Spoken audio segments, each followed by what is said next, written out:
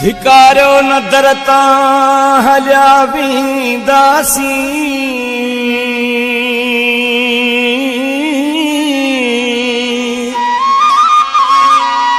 वरी न ईंदासी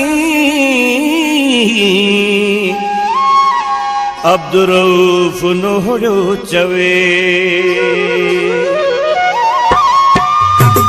शहर अव्हांजो ॻोठ अव्हांजो असीं त आहियूं परदेसी माण्हू शहर अव्हांजो ॻोठ अव्हांजो असीं त आहियूं परदेसी माण्हू कहिड़ियूं अव्हां सां हुजूं हलायूं कहिड़ियूं अव्हां सां हुजूं हलायूं असांजो सुवाल त आहिनि माण्हू शहर अव्हांजो ॻोठ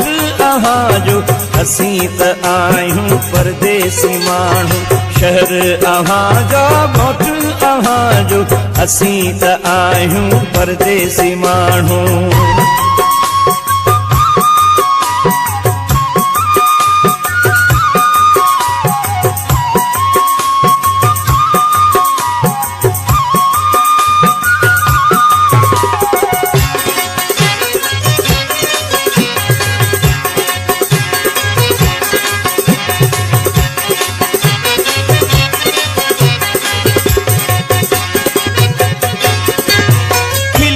असां सां मिलो तयारो कावड़ मझान ॻाल्हायो खारो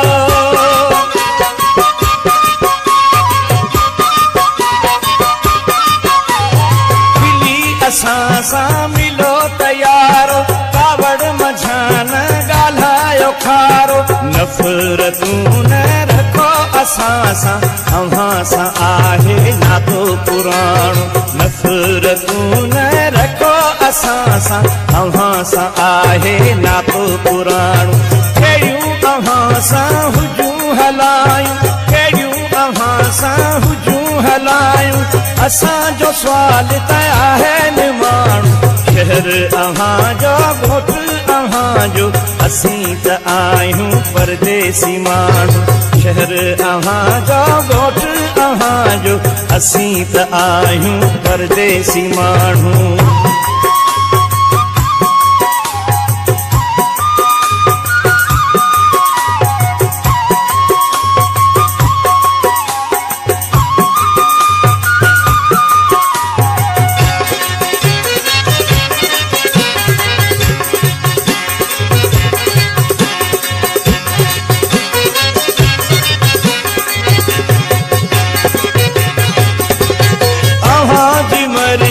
असांजी माठ हथ जोड़ वारी असांजी वाट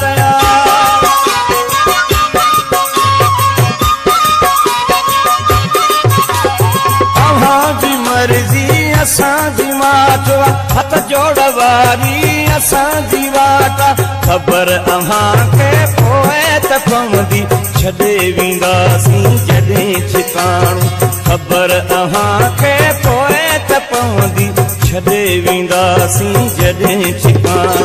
कहिड़ियूं अव्हां सां हुजूं हलायूं कहिड़ियूं अव्हां सां हुजूं हलायूं असांजो सुवाल त आहिनि माण्हू शहर अव्हांजो ॻोठ अव्हांजो असीं त आहियूं परदेसी माण्हू शहर अव्हांजो ॻोठ अव्हांजो असीं त आहियूं परदेसी माण्हू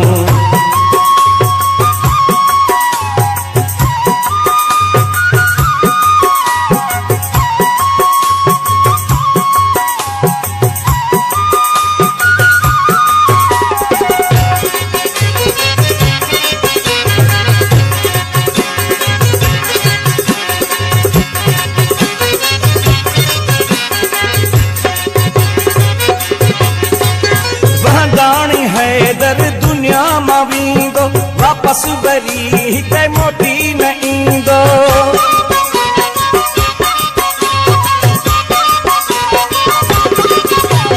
वहदाणी हैदर दुनिया मां वेंदो वापसि वरी हिते मोटी न ईंदो पोइ भली पिया कजो पुछाऊं उथी वेंदो जॾहिं पाणी ऐं दाणो पोइ भली पिया कजो पुछाऊं